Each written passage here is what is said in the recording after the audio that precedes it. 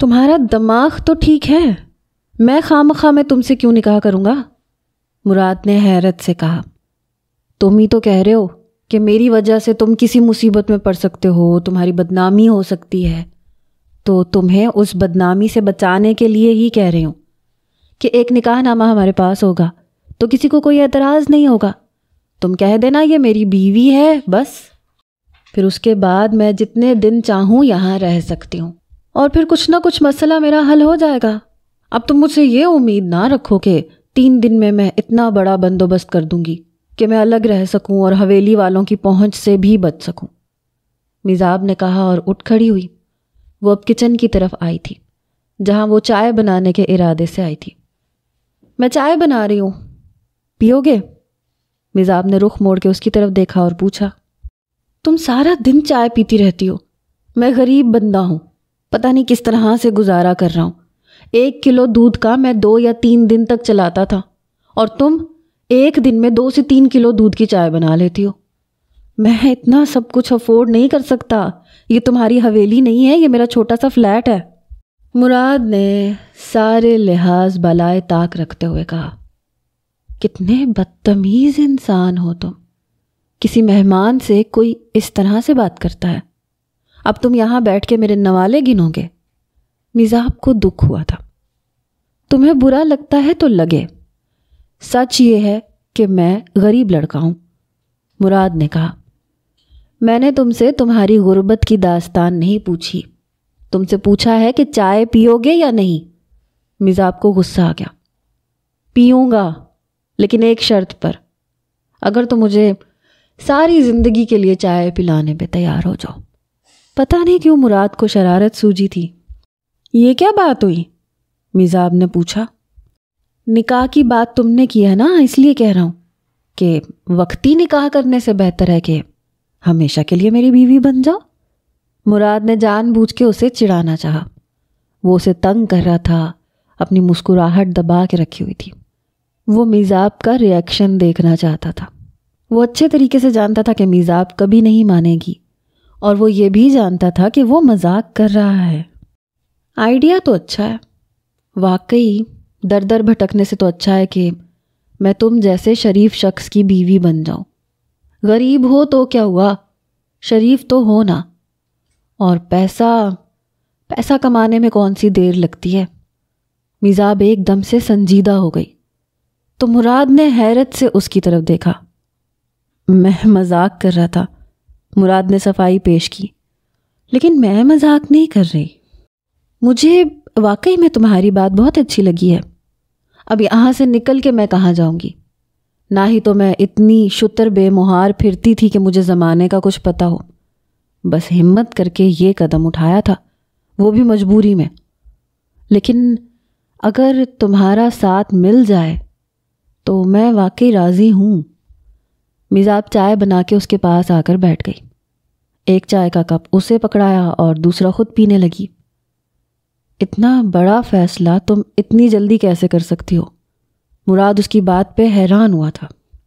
میں زندگی کے بڑے بڑے فیصلے جلدی میں ہی کرتی ہوں، اور اپنے فیصلے پر 100% مطمئن بھی رہتی ہوں، جیسے کہ آج میں مطمئن بیٹھی ہوئی ہوں اپنے فیصلے پہ، تو انشاءاللہ ساری زندگی مطمئن ہی رہوں گی، بس تم میرا ساتھ دے دو۔ میزاب نے جلدی سے کہا، تم ایک انجان غریب لڑکے کے ساتھ ساری زندگی گزارنے کے لیے تیار ہو گئی ہو؟ کیسی لڑکی ہو تم؟ مراد حیران پہ حیران ہوئے جا رہا تھا۔ تم پڑھے لکھے ہو، خوش شکل بھی ہو، خوددار بھی ہو، دوسروں کی مدد بھی کرتے ہو، دوسروں کے احساس کو یاد بھی رکھتے ہو۔ 2 دن میں مجھے تمہارے بارے میں اتنا کچھ پتہ چل گیا ہے، اور جو کچھ پتہ چلا ہے وہ ساری خوبیاں ہی ہیں، کوئی خامی نہیں ہے۔ اور جب تمہیں یہ پتہ چلا کہ میں اپنی شادی سے بھاگ کے آئی ہوں تو میرے باپ کی عزت کی وجہ سے تم مجھے واپس لے جانے پہ بھی تیار ہو گئے تھے۔ اتنی اچھی باتیں ہیں تو میں انکار کرنے کی کوئی وجہ نہیں ہے، اور تم غریب ہو اس لیے میں انکار کر دوں یہ کوئی بات نہیں ہے۔ ایک پیسے کے علاوہ اور کوئی کمی نہیں ہے تم میں۔ میزاب نے صاف گوئی سے کہا، تم امیر لڑکی ہو، میں غریب لڑکا ہوں، ہم دونوں کے بیچ یہ فرق اتنا بڑا ہے کہ میری ساری خوبیاں اس کے سامنے ماند پڑ جائیں گی۔ تم تنگ آ کر مجھ سے جان چھڑوانا چاہو گی غربت کی وجہ سے، مراد نے کہا۔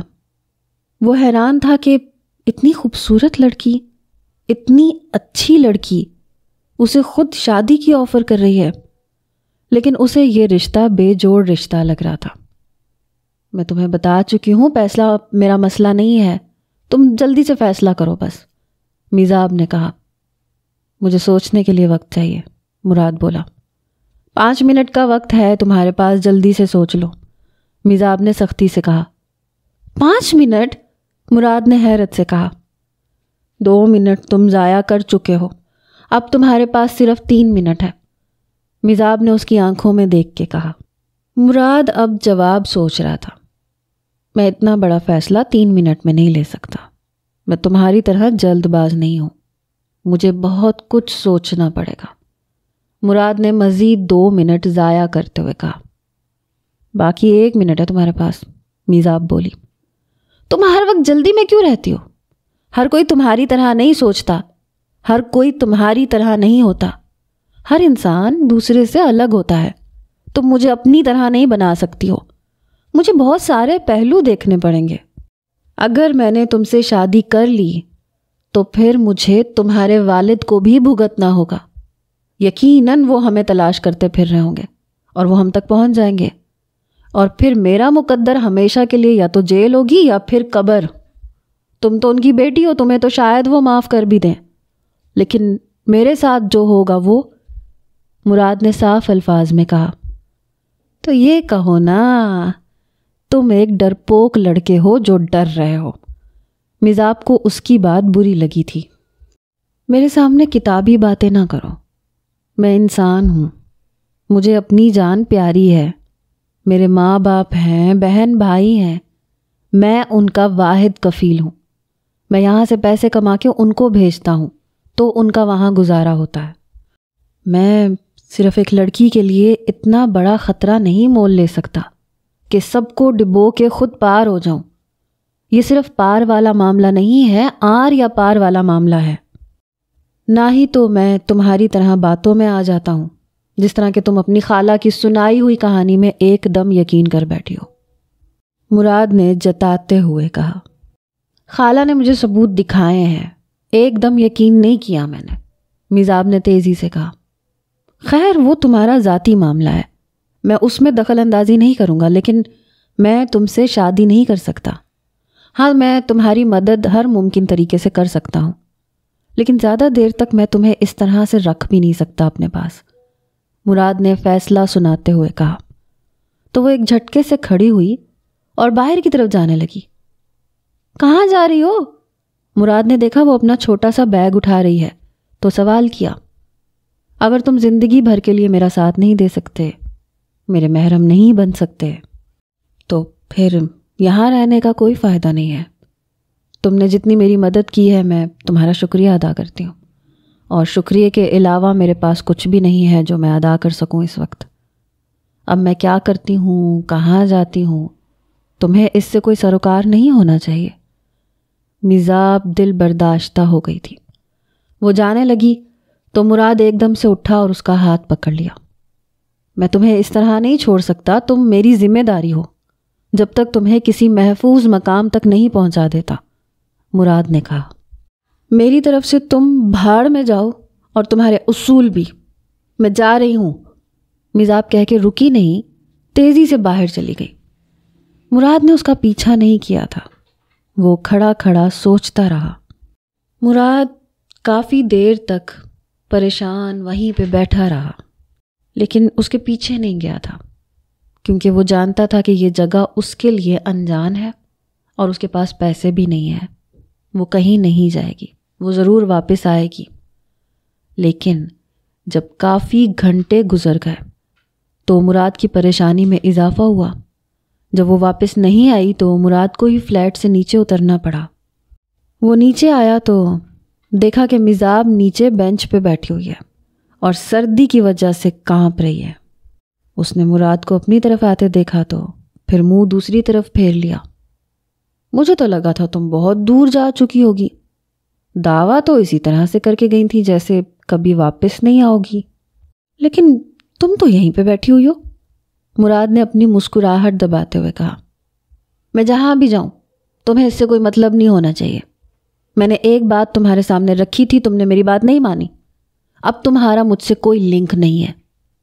وہ صاف اپنی ناراضگی جتا رہی تھی.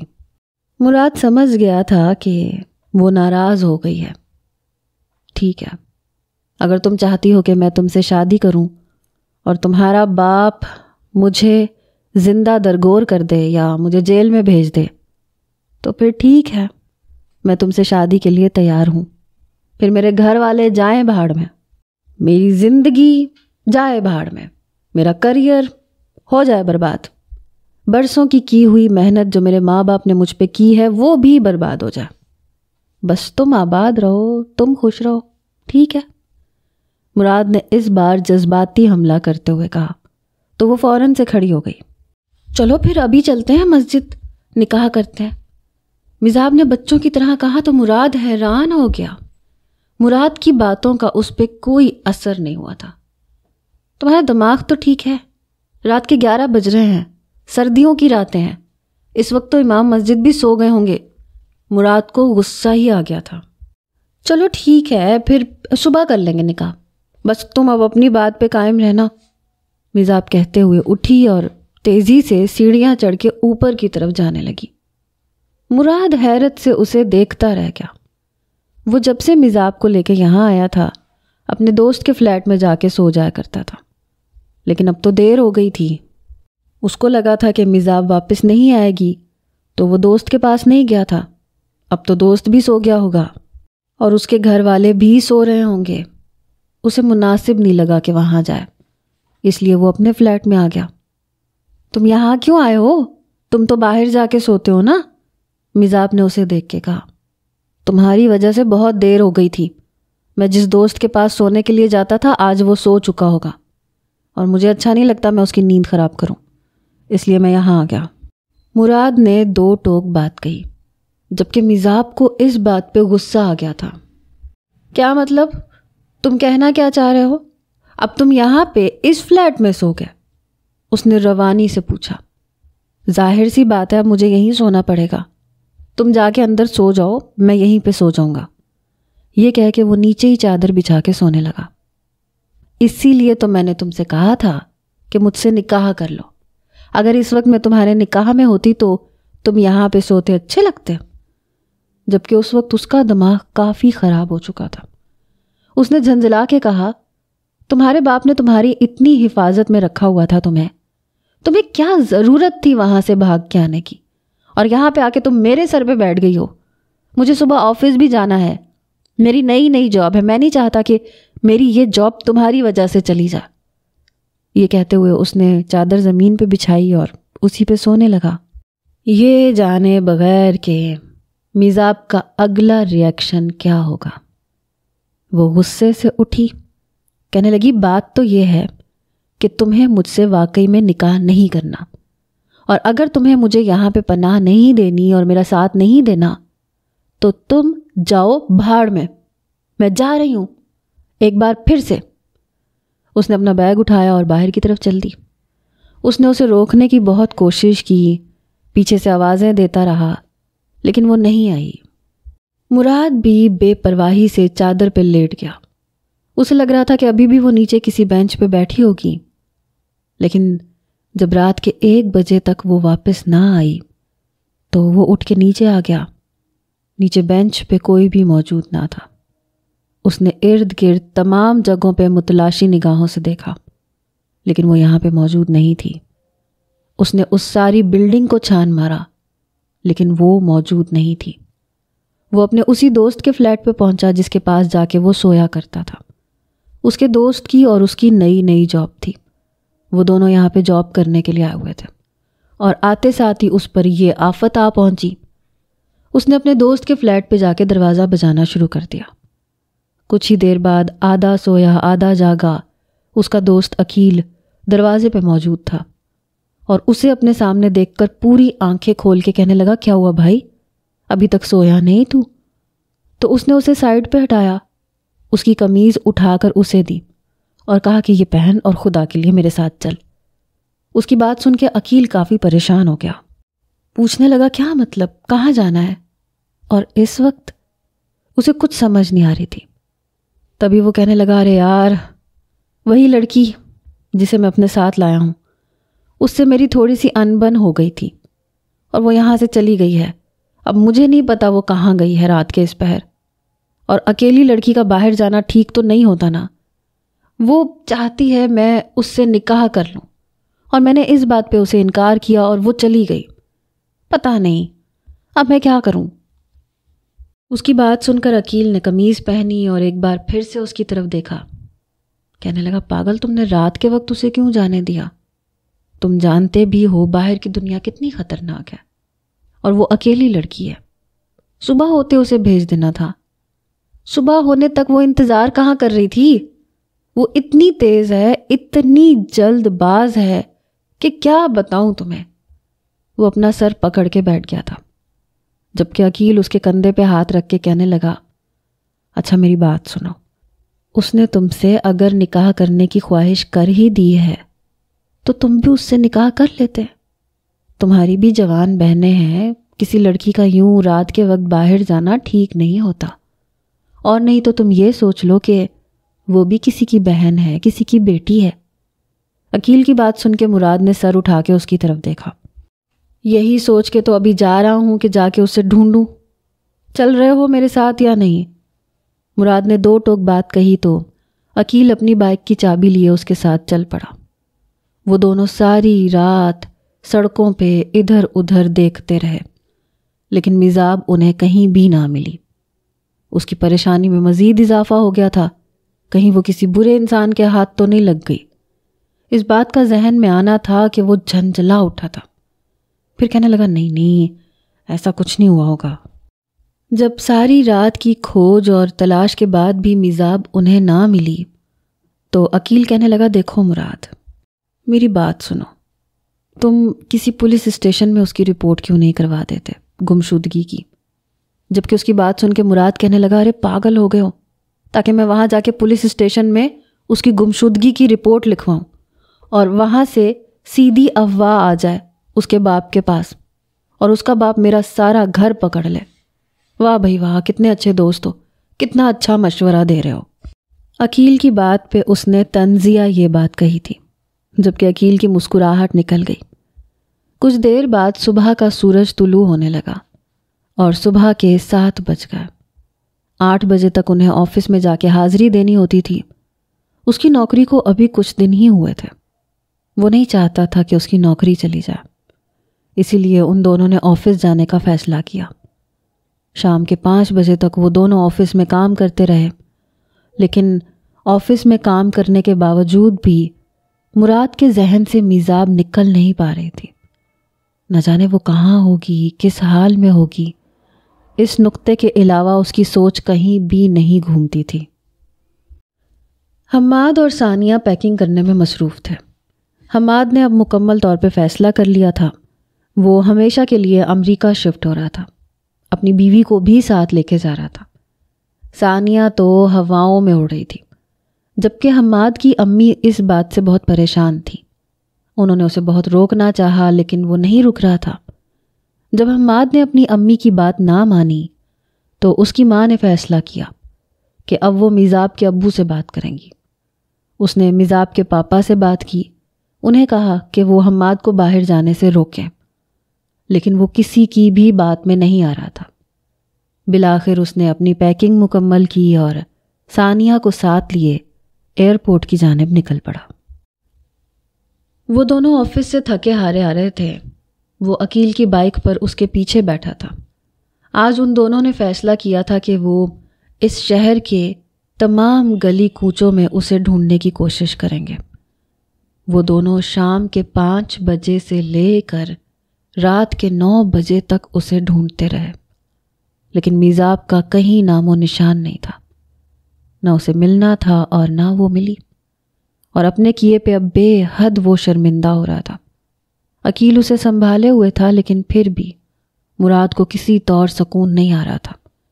اس کی وجہ سے ایک لڑکی در بدر کی ٹھوکریں کھانے پہ مجبور ہو گئی تھی۔ وہ آرام سے کیسے بیٹھ سکتا تھا؟ دوسرے روز اتوار تھا۔ اتوار کے دن ان کو چھٹی ہونی تھی۔ ان دونوں نے رات 9 بجے اپنی تلاش ختم کی اور یہ ارادہ کر کے سو گئے کہ کل صبح صبح وہ دونوں میزاب کو ڈھونڈنے کے لیے ہسپتالوں، دارالامان اور یتیم خانوں میں دیکھیں گے۔ ہو سکتا ہے وہ وہاں پہ کسی ادارے میں موجود ہو۔ اس بات نے مراد کو یقین اور امید دلائی۔ رات ان دونوں نے اسی امید پہ کاٹی تھی۔ مراد کو تو خیر ساری رات نیند نہیں آئی تھی۔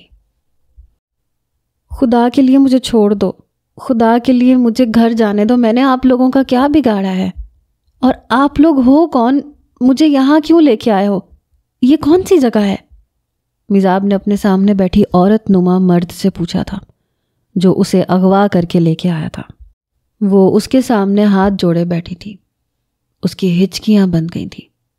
نہ جانے یہ کون سی جگہ تھی اور یہ لوگ کون تھے؟ وہ رو رو کر ان سے فریاد کر رہی تھی کہ وہ اسے واپس چھوڑ آئے، لیکن اس کے سامنے بیٹھا وہ مرد جو اپنی صورت سے تو مرد لگ رہا تھا لیکن اپنی حرکتوں سے وہ کسی طور پہ بھی مرد نہیں لگتا تھا۔ اس کی تمام حرکتیں ایک عورت جیسی تھیں، یہاں تک کہ اس کے بات کرنے کا انداز بھی بالکل عورت جیسا تھا۔ یہ اس بات کی طرف اشارہ تھا کہ وہ مرد نہیں بلکہ خواجہ سرا ہے۔ اس کے سامنے بیٹھا ہوا مرد ہنسنے لگا، کہنے لگا، ارے بیٹی روتی کیوں ہے؟ تو میری سونے کی چڑیا ہے، تجھے میں ایسے کیسے جانے دوں بھلا؟ تو یہ جان لے کہ یہ تیرا گھر ہے اور اسی گھر سے تجھے ہر روز کوئی نہ کوئی لینے آیا کرے گا۔ کوئی نہ کوئی لینے آیا کرے گا؟ کیا مطلب تمہارا؟ تم ہو کون اور مجھے یہاں کیوں لے کے آئے ہو؟ تم جانتے بھی ہو میں کون ہوں؟ اس کی بات سن کر وہ مرد ایک بار پھر سے ہنسا تھا اور اسے اس کے بازو سے پکڑ کے اٹھا کے دوسرے کمرے میں لے گیا۔ اس کمرے میں اس جیسی اور اس کی ہم عمر بہت ساری لڑکیاں موجود تھیں جو کافی بنی ٹھنی کھڑی تھیں۔ پل کے پل میں وہ کہاں سے کہاں پہنچ گئی تھی۔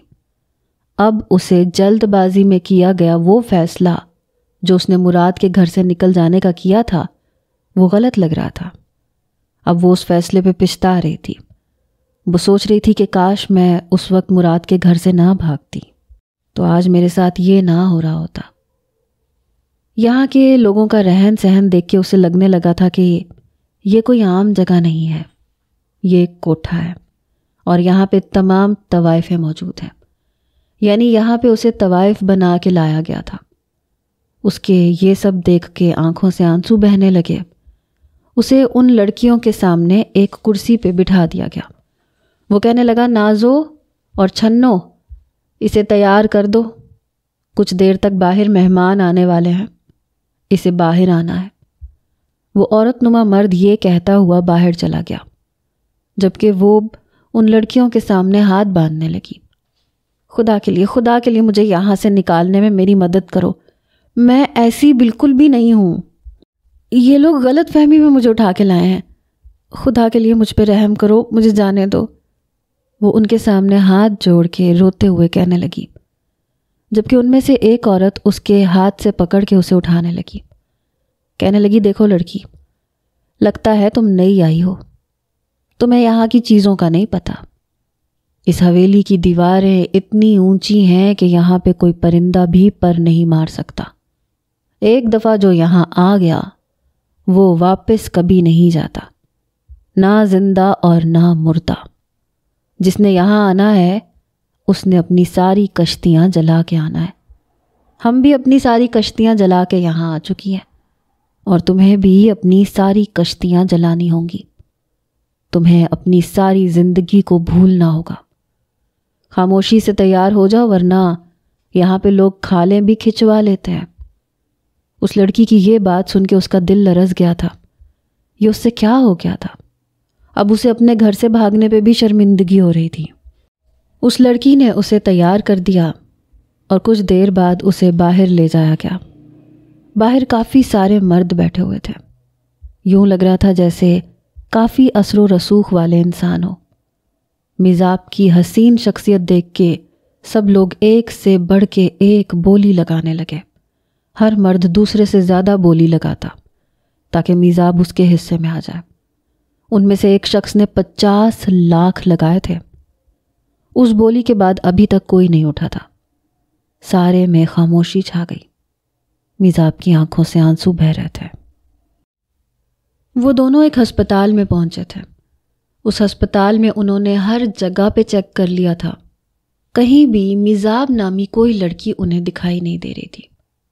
ہسپتال کے بعد وہ دونوں یتیم خانے پہنچے۔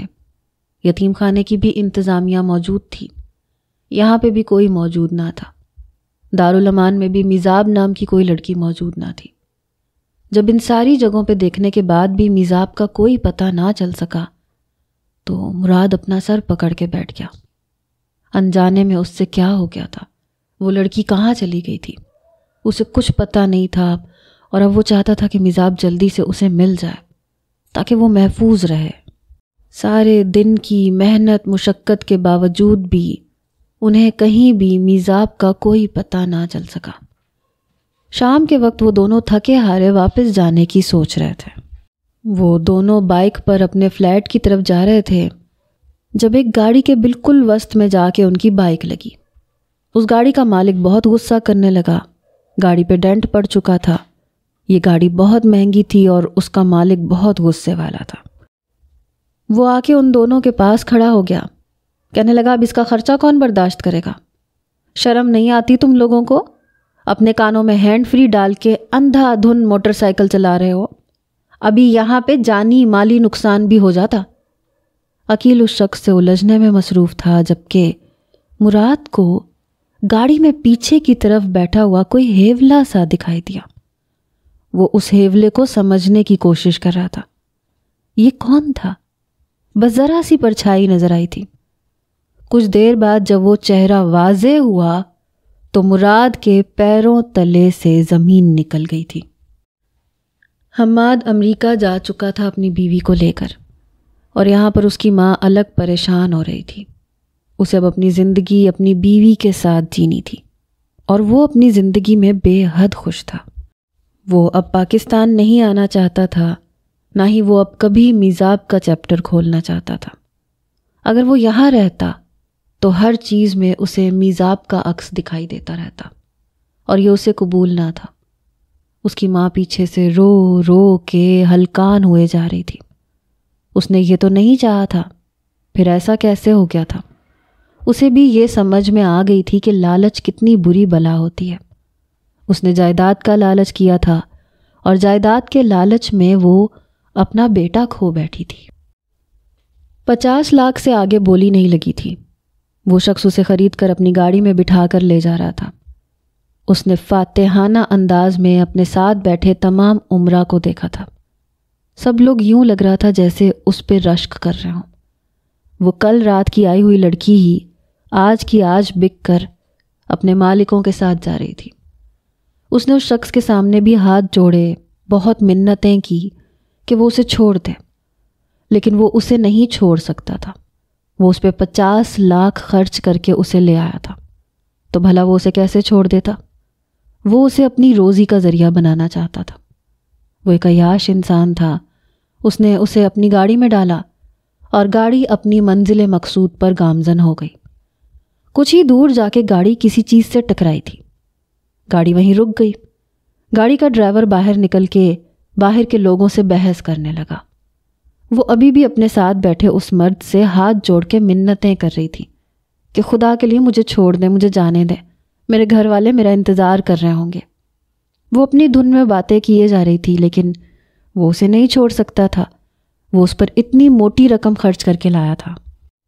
تبھی میزاب نے آگے کی طرف دیکھا، جہاں ان کی گاڑی کا ڈرائیور سامنے کار پہ لگنے والے بائک والے لوگوں سے جھگڑا کر رہا تھا، اور وہیں سامنے وہ شخص کھڑا تھا جس شخص کو دیکھ کر اس کی ہمت بن گئی تھی، جس نے اسے بہت مدد دی تھی گھر سے نکلنے میں اور پھر چھپ کے رہنے میں، اور وہ سامنے کھڑا تھا۔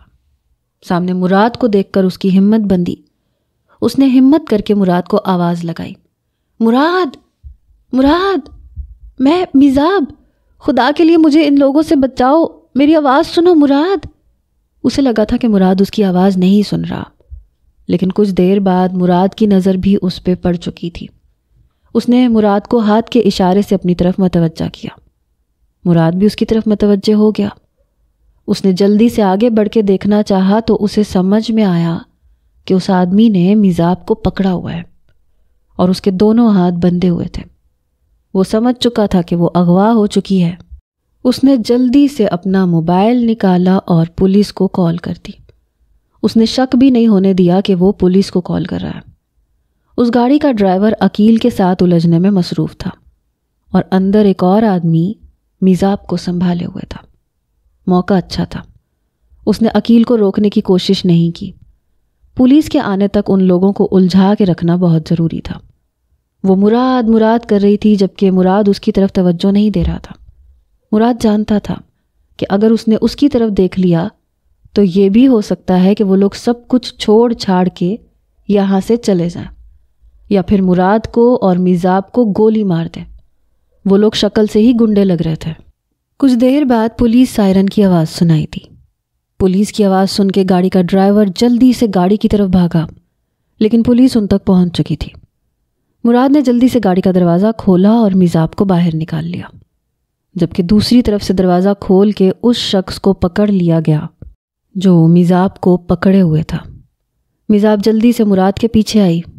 اس کی آنکھیں آنسوؤں سے تر تھیں۔ مراد کو دیکھ کے وہ بہت خوش ہوئی تھی۔ مراد اور عقیل اسے لے کر اپنے فلیٹ تک آئے تھے۔ آتے ساتھ ہی مراد اس پہ برس پڑا تھا۔ کیا ضرورت تھی تمہیں اتنی جلد بازی کا فیصلہ کرنے کی؟ تمہارا غصہ تمہارا ہی نقصان کر گیا۔ آج اگر ہم تمہیں نہ دیکھ لیتے تو تم تو گئی تھی ہاتھ سے۔ بہت شوق ہوتا ہے تمہیں غصہ کرنے کا اور جلد بازی میں فیصلہ کرنے کا۔ مزہ آیا اب؟ وہ ایک ایک بات چبا چبا کے کہہ رہا تھا جبکہ وہ روئے جا رہی تھی۔ اس نے اپنے دونوں ہاتھ اپنے چہرے پہ رکھ دیے، مبادا کہ کہیں آوازوں کی جگہ چیخیں ہی نہ نکل جائیں۔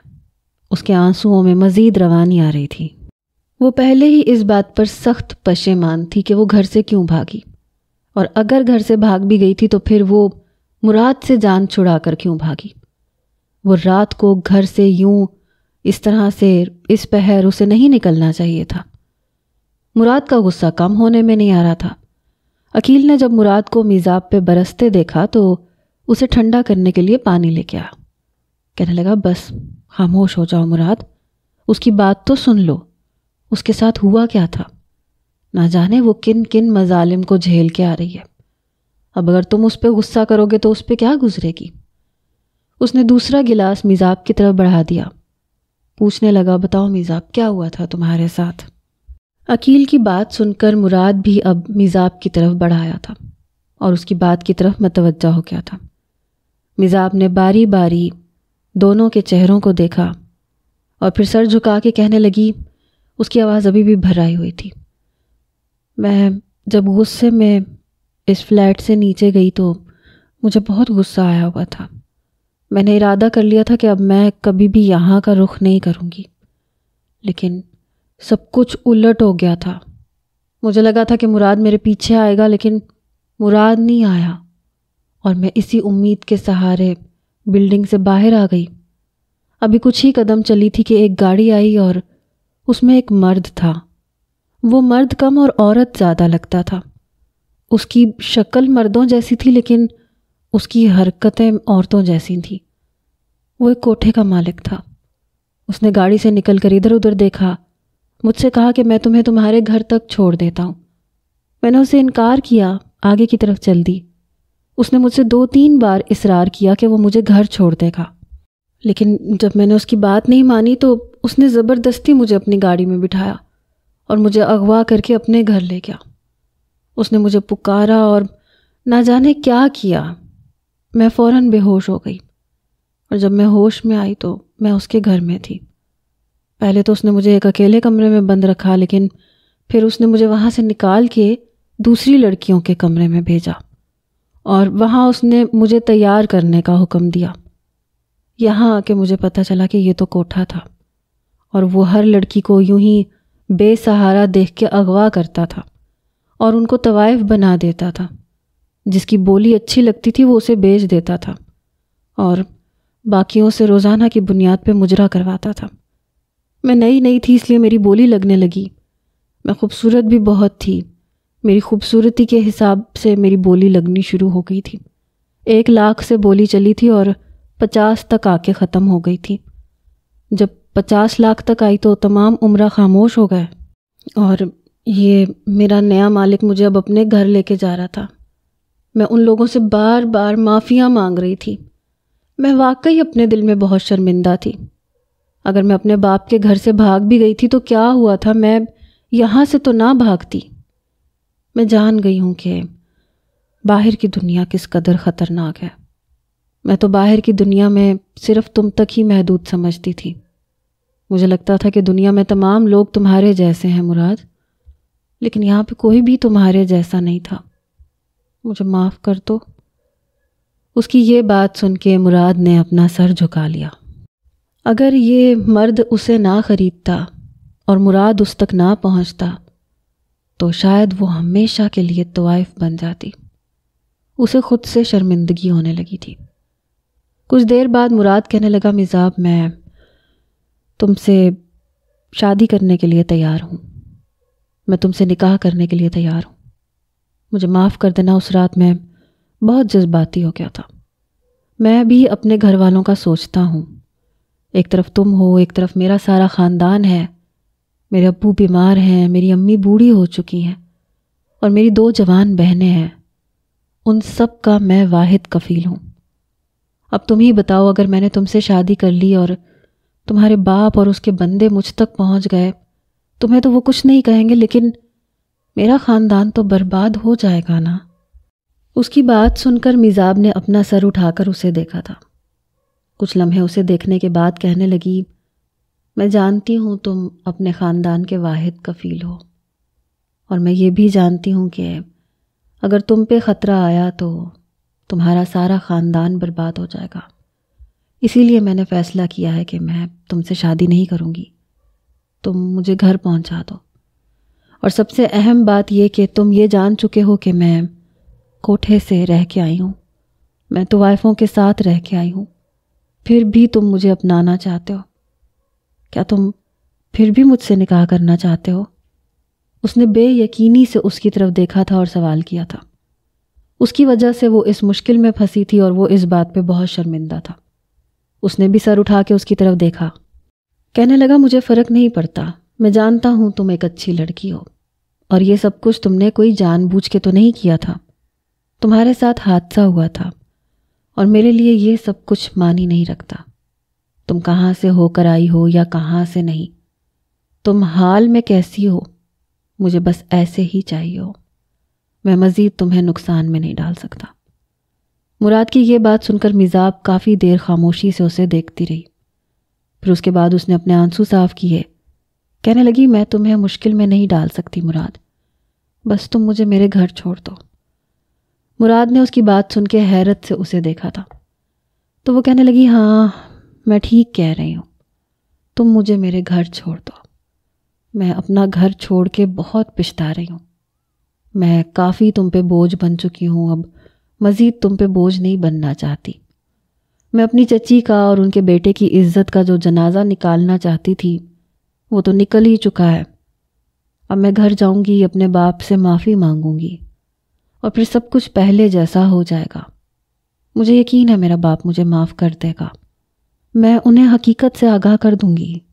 وہ اپنی دھن میں بولے چلی جا رہی تھی جب مراد نے اسے درمیان میں ٹوکا، تو تمہیں لگتا ہے کہ یہ سب کچھ اتنا آسان ہے، اور اگر میں تمہیں چھوڑنے جاؤں گا تو تمہارا باپ مجھے چھوڑ دے گا؟ ایسا ہرگز نہیں ہوگا۔ ہو سکتا ہے وہ تمہیں بھی مار ڈالے، جس طرح تم بتا رہی تھی کہ تمہاری ماں کا مشہور ہے کہ وہ گھر سے بھاگ گئی تھیں، پھر اسی طرح جب تم جاؤ گی تو طرح طرح کی تمہارے گھر والے تم پہ باتیں کریں گے اور تمہارا جینا حرام کر دیں گے۔ مراد کی بات میں بھی دم تھا، لیکن وہ اب تھک چکی تھی۔ اس کا فیصلہ اٹل تھا، اور وہ جو بھی فیصلہ کرتی تھی اس پہ پچھتاتی نہیں تھی۔ آج بھی اس نے یہی فیصلہ کر لیا تھا کہ اب وہ گھر واپس جائے گی۔ مراد کے بارے میں سمجھانے کے باوجود وہ نہیں مانی اور مراد اس کی ضد کے آگے ہار مانتے ہوئے اسے گھر چھوڑنے کے لیے نکل پڑا۔ گھر کے دروازے پہ پہنچے تو سامنے بہت سے لوگ کھڑے تھے۔ یہ تمام لوگ اس کے گھر کے ملازم اور اس کے باپ کے بہت پرانے وفادار تھے۔ میزاب کو مراد کے ساتھ دیکھ کر انہوں نے مراد کو پکڑ لیا۔ وہ انہیں منع کرتی رہ گئی کہ اسے چھوڑ دو، لیکن انہیں حکم تھا کہ میراب جس کے ساتھ بھی نظر آئے اس لڑکے کو فوراً اٹھا لیا جائے۔ چنانچہ اس کے باپ کے حکم کی تعمیل کرتے ہوئے ان لوگوں نے مراد کو اٹھا لیا تھا، جبکہ ایک ملازم میزاب کو لے کے اندر جا چکا تھا۔ میزاب کے باپ کو اور اس کے تمام گھر والوں کو میزاب کی واپسی گھر کی اطلاع مل چکی تھی۔ تمام لوگ گھر کے صحن میں آ موجود ہوئے۔ وہ مجرموں کی طرح کٹہرے میں کھڑی تھی، جبکہ یہاں کے سب لوگ اسے حقارت کی نظروں سے دیکھ رہے تھے۔ اس نے اپنے باپ کے سامنے ہاتھ جوڑتے ہوئے کہا تھا کہ ابا جان مجھے معاف کر دیجئے، مجھ سے بہت بڑی بھول ہو چکی تھی، لیکن آپ جو سمجھ رہے ہیں ویسا کچھ نہیں ہے۔ میں آپ کو حقیقت بتانا چاہتی ہوں۔ لیکن اس کا باپ بہت غصے میں تھا۔ وہ اس کی کوئی بھی بات سننے کو تیار نہیں تھا۔ اس نے فوراً ہی حکم دیا کہ اس کے ساتھ جو لڑکا آیا تھا اسے تہہ خانے میں بند کر دیا جائے۔ کچھ دیر تک میں خود اس کی طرف جا رہا ہوں۔ تھوڑی دیر بعد سب لوگ وہاں سے چلے گئے۔ میراب شکستہ حالت میں اپنے کمرے تک آئی۔ اس کے پاس اس کی غم گساری کے لیے کوئی موجود نہیں تھا۔ اس کی متلاشی نگاہیں ثانیہ اور حماد کو ڈھونڈ رہی تھی، لیکن وہ دونوں گھر پہ موجود نہ تھے۔ اسے تہہ خانے میں جا کے بند کر دیا گیا۔ وہ بار بار کہہ رہا تھا میرا کیا قصور ہے، مجھے کیوں قید کر رہے ہو، لیکن کسی نے کوئی جواب نہیں دیا۔ کچھ دیر بعد میزاب کا باپ اس کے سامنے کھڑا تھا۔ اس سے پوچھ رہا تھا کہ بتاؤ تمہیں کیا قیمت چاہیے، کتنے پیسے چاہیے میری بیٹی کا پیچھا چھوڑنے کے لیے؟ تم نے کیوں میری معصوم بیٹی کو ورگلایا اور یہاں سے لے کے گئے؟ ہماری عزت خراب کر کے تمہیں کیا ملا؟ وہ غصے میں کہہ رہے تھے، جبکہ مراد کہنے لگا کہ آپ کو کوئی غلط فہمی ہوئی ہے، میں ایسا بالکل نہیں ہوں، میں اسے باحفاظت گھر تک چھوڑنے کے لیے آیا تھا۔ لیکن وہ بات ہی کہاں سن رہے تھے۔ انہوں نے حکم دیا کہ اسے ہنٹر سے مارا جائے، اور اگر یہ پھر بھی سخت جان رہے تو کھولتا ہوا پانی اس پہ ڈال دیا جائے۔ وہ اسے شکل سے پہچان چکا تھا کہ وہ کون تھا۔ اس کی شکل دیکھ کر ہی اس کے غصے میں مزید شدت آ گئی تھی۔ کچھ دیر بعد اس نے پوچھا تمہارے باپ کا نام کیا ہے؟ تو وہ کہنے لگا میرے باپ کا نام شجاعت علی ہے۔ شجاعت علی کا نام سن کر اس کے چہرے کے تاثرات ایک دم سے بگڑ گئے۔ اس نے اس پر کافی زیادہ ظلم کرنے کا حکم چلایا اور تہہ خانے سے باہر چلا گیا۔ جب وہ اپنے کمرے میں پہنچا تو میزاب اس کے کمرے میں موجود تھی۔ وہ بار بار اس کی منتیں کر رہی تھی کہ وہ مراد کو چھوڑ دے، لیکن وہ مراد کو چھوڑنے کے حق میں نہیں تھا۔ 3 دن گزر چکے تھے، ابھی تک مراد تہہ خانے سے باہر نہیں نکلا تھا، نہ ہی اس کی کوئی خیر خبر تھی۔ میزاب سے گھر میں رشیدہ آپا کے علاوہ اور کوئی بھی بات نہیں کرتا تھا۔ وہ یہاں آ کے خود کو بہت اکیلا محسوس کرنے لگی تھی۔ خود سے زیادہ اسے مراد کی فکر ہو رہی تھی۔ اس نے اس برے وقت میں ساتھ دیا تھا، لیکن اس نے خود ہی اسے مشکل میں ڈالا تھا، اس پہ کوئی روک ٹوک نہیں لگائی تھی۔ جب معاملہ حد سے بڑھنے لگا تو اس نے سوچا کہ وہ جا کے عقیل سے بات کرے اور اس سے کہے کہ وہ مراد کو یہاں سے چھڑا کر لے جائے۔ اس بات کا ذہن میں آنا تھا کہ اس نے گاڑی سٹارٹ کی اور اس بلڈنگ تک چلی گئی جس بلڈنگ میں وہ رہتا تھا۔ یہاں بلڈنگ کے سامنے ہی ایک عورت بینچ پہ بیٹھی زاروں قطار رو رہی تھی۔ نہ جانے یہ کون تھی۔ وہ عقیل کے فلیٹ میں جانے کے بجائے اس عورت کے پاس آ گئی، اس کے کندھے پہ ہاتھ رکھ کے پوچھنے لگی سنیں آنٹی آپ کیوں رو رہی ہیں اور آپ یہاں کیوں بیٹھی ہوئی ہیں؟ آپ کو کچھ کہا ہے کسی نے؟ اس کی بات پر اس عورت نے سر اٹھا کے دیکھا، کہنے لگی کیا بتاؤں بیٹی، ان 3 دنوں میں کیا کچھ ہو گیا ہے۔ 3 دن سے بیٹے کے نمبر پہ کال کر رہی تھی، اس کا نمبر ہی نہیں لگ رہا تھا۔ میرا شوہر اسے ڈھونڈنے کے لیے یہاں آیا، اس کا ایکسیڈنٹ ہوا اور وہ کوما میں چلا گیا۔ ڈاکٹرز کا کہنا ہے کہ وہ اب کبھی بھی کوما سے باہر نہیں آ سکتا۔ اس نے یہاں ایک نئی جاب کی تھی، اس کی جگہ پہ یہاں جاب پہ کسی کو آنا تھا۔ میری بیٹی جب یہاں آئی تو یہاں کے درندوں نے اسے اپنی درندگی جاری رکھی اور اس نے خودکشی کر لی۔ میرا تو ہنستا بستا گھر اجڑ کے رہ گیا۔ اب میرے گھر پہ جوان اکیلی بیٹی ہے اور میں اپنے جوان جہان بیٹے کو ڈھونڈنے کے لیے آئی ہوں، لیکن وہ یہاں موجود نہیں ہے۔ نہ جانے میرا بیٹا کہاں چلا گیا ہے۔ اس کی بات سن کے زنیرہ کو دھچکا لگا تھا، کہیں یہ مراد کی ماں تو نہیں تھی۔ اس نے کچھ سوچ کے کہا کہ کیا نام تھا آپ کے بیٹے کا؟ تو وہ کہنے لگی مراد نام تھا میرے بیٹے کا۔ پتہ نہیں میرا مراد کہاں ہوگا، کس حال میں ہوگا۔ اس کے دوست کو بھی اس کے بارے میں کچھ علم نہیں ہے، بس اس نے یہی بتایا کہ وہ کسی لڑکی کو اس کے گھر پہنچانے گیا تھا، اس کے بعد وہ نہیں دیکھا گیا۔ یہ بات سننا تھی کہ میزاب کو اس بات کا یقین ہو گیا کہ یہ عورت کوئی اور نہیں بلکہ مراد کی ماں ہے۔ اس نے اس سے کہا کہ دیکھیے آنٹی، میں جانتی ہوں کہ مراد کہاں ہے، میں وہی لڑکی ہوں جسے مراد چھوڑنے گیا تھا۔ میں گھر سے بھاگ گئی تھی اور آپ کے بیٹے نے میری بہت مدد کی۔ جب وہ مجھے میرے گھر چھوڑنے گیا تو میرے بابا نے اسے پکڑ کے تہہ خانے میں بند کر دیا۔ وہ اس غلط فہمی میں ہے کہ مراد نے مجھے اغوا کیا تھا۔ آپ میرے ساتھ چلیں، ہو سکتا ہے آپ کی فریاد سن کے میرے بابا اسے چھوڑ دیں۔ یہ بات کہہ کر اس نے اسے گاڑی میں بٹھایا اور اپنے گھر لے کر چلی گئی۔ جب وہ گھر کی دہلیز پہ قدم رکھنے لگی تو اس نے دیکھا کہ وہ عورت اس گھر کی دہلیز پہ رک گئی ہے اور بے یقینی سے اس سارے گھر کو دیکھ رہی ہے۔ اسے خیالوں میں کھویا پا کر اس نے ایک بار پھر سے اسے مخاطب کیا اور اس کا ہاتھ پکڑ کے اندر لے گئی۔ اس کے باپ سمیت یہاں موجود تمام لوگ بے ساختہ اٹھ کھڑے ہوئے۔ ان کے چہروں پہ بے یقینی تھی اور ان کے چہروں پہ تاثرات کو دیکھ کر میزاب کچھ بھی سمجھ نہیں پائی تھی۔ فائزہ؟ اتنے سالوں بعد اسے دیکھ کر میزاب کا باپ ٹھٹک گیا تھا، جبکہ اس عورت کی آنکھوں میں آنسوؤں کی روانی ہو گئی تھی۔ کچھ دیر سنبھلنے کے بعد وہ بولی بھائی۔ اس کے منہ سے بھائی کا لفظ سن کر میزاب حیرانگی سے اس کی طرف دیکھنے لگی۔ جب اس کا باپ آگے بڑھا اور کہنے لگا اتنے سالوں بعد تمہیں اپنے میکے کی یاد کیسے آ گئی؟ اتنے سال گزر چکے، تم نے کبھی مڑ کر ہی نہ دیکھا، اور آج تم میری دہلیز پر۔ میزاب اپنے باپ کی آواز سن کر اور بھی حیرت میں چلی گئی تھی۔ اسے سمجھ ہی نہیں آ رہا تھا کہ یہ سب کچھ کیا ہو رہا ہے۔ کچھ دیر بعد وہ عورت کہنے لگی بھائی مجھے معاف کر دیں، ایسا کچھ نہیں ہے جیسا آپ نے سمجھا تھا۔ مجھے لگا تھا کہ آپ میرا یقین کریں گے، لیکن آپ نے میرا یقین نہیں کیا۔ آپ نے بھابھی کو بھی اس عورت کے کہنے پہ مار دیا تھا جس عورت نے ہمیشہ جھوٹ بولا تھا، اور اسی کے کہنے پہ آپ نے مجھ سے بھی یقین نہیں کیا۔ آپ جانتے ہیں جس شخص نے مجھے سہارا دیا، آپ نے اسی شخص کو مجرم قرار دے کے مجھے بھی لا تعلق کر دیا تھا۔ یہ اس خاندان کا ایک ایسا باب تھا جو صدیوں پرانا تھا اور اسے یوں بند کر دیا گیا تھا کہ میزاب کو اس کے بارے میں بھنک بھی نہ لگ سکی۔ آج اپنے سامنے وہ یہ سب کچھ دیکھ رہی تھی اور اس عورت کی سچائی یوں اچانک سامنے آ رہی تھی۔ وہ عورت کوئی اور نہیں بلکہ میزاب کی چچی تھی، جس نے اسے جائیداد کے لیے اپنے بیٹے کے نام کیا تھا۔ آج اتنے سالوں بعد اپنی چھوٹی اور لاڈلی بہن کو اپنے سامنے دیکھ کر میزاب کے باپ کی آنکھوں سے آنسو نکل آئے۔ اسے یقین ہی نہیں آ رہا تھا۔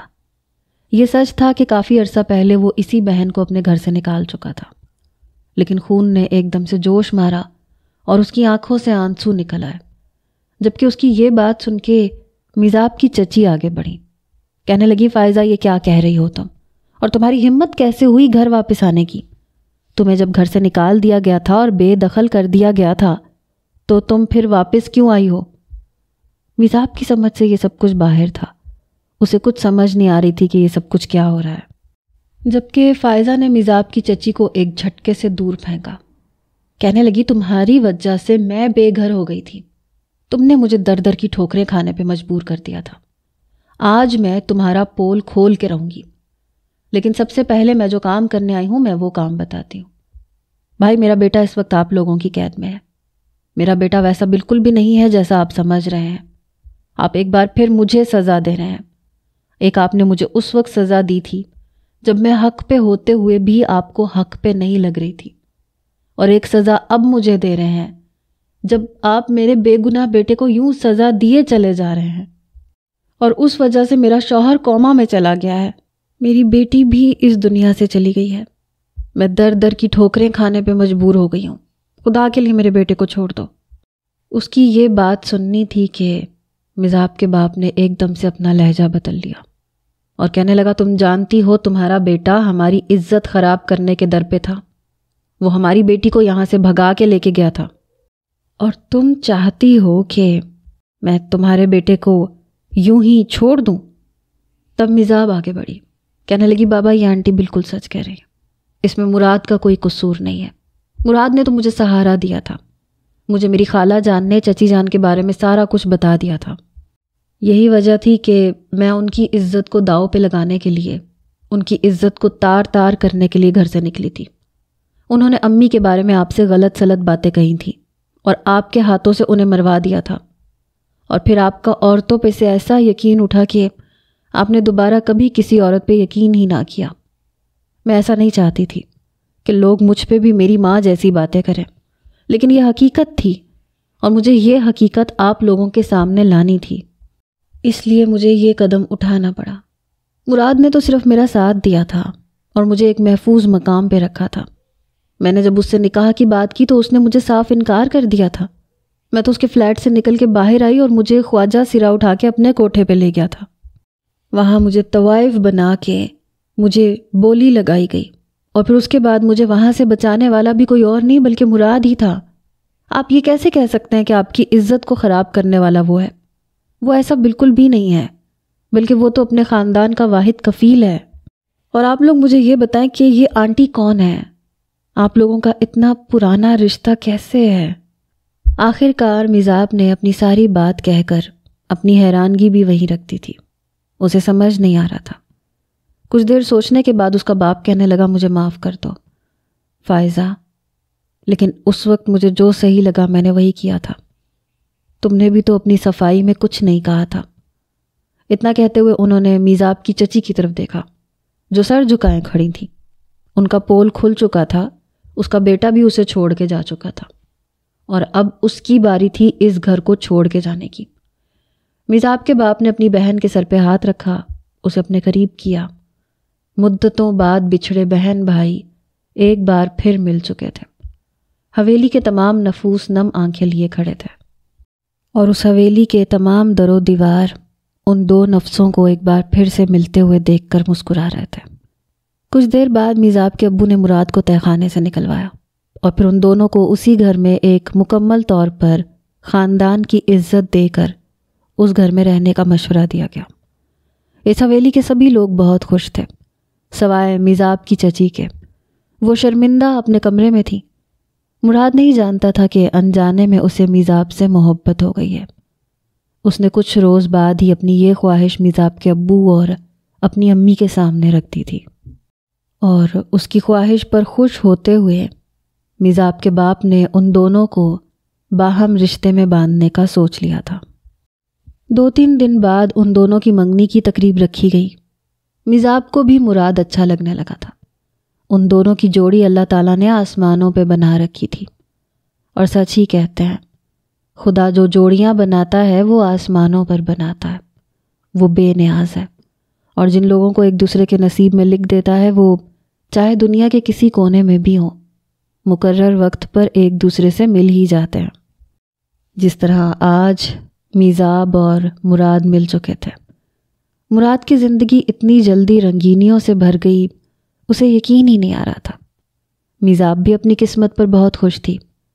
فائزہ کے شوہر کا علاج بھی اس کے بھائی نے اپنے ذمہ لے لیا تھا۔ ڈاکٹر نے کہا تھا کہ کچھ وقت کے بعد اسے ہوش آ جائے گا۔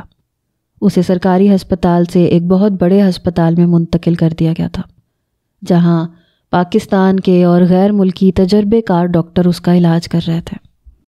مراد کو اب اس جاب کرنے کی کوئی ضرورت نہیں تھی، لیکن پھر بھی وہ اپنی خوشی سے وہی جاب کر رہا تھا۔ ان دونوں پر اللہ تعالیٰ کی رحمت برس چکی تھی، ان کی محبت نے انگڑائی لی تھی، اور وہ محبت ان دونوں کے لیے حلال رشتہ بن کر ان کی زندگی میں شامل ہو گئی تھی۔ یہی وجہ تھی کہ وہ دونوں اطمینان اور سکون سے اپنی زندگی جینے لگے تھے۔ فائزہ جو زندگی گزار چکی تھی اس پہ خدا کا شکر کر رہی تھی۔